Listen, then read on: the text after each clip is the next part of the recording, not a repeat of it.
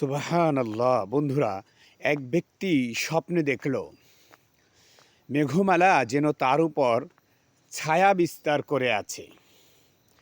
এর ব্যাখ্যা দিয়ে জাফর সাদেক রহমাহুল্লাহ বলেন, দর্শনকারী অসুস্থ হলে রোগমুক্ত হবে, ঋণগ্রস্ত হলে আল্লাহ তার ঋণ শোধ করার ব্যবস্থা করে দিবেন, দরিদ্র হলে আল্লাহ তার অভাব অনটন দূর করে দিবেন, ধন সম্পদ দিবেন।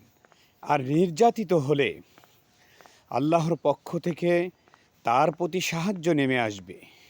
কেননা বাদল আল্লাহ পাকের রহমত স্বরূপ এবং তাতে যা কিছু আছে সবই রহমত হিসেবে গণ্য। উপরন্তু বহুবার এই মেঘমালা রাসূলুল্লাহ সাল্লাল্লাহু আলাইহি সাল্লামকে যুদ্ধক্ষেত্রে আপন ছায়ায় বেষ্টন করে রেখেছিল। সুবহানাল্লাহ। সুতরাং মেঘমালা দেখা ভালো লক্ষণ।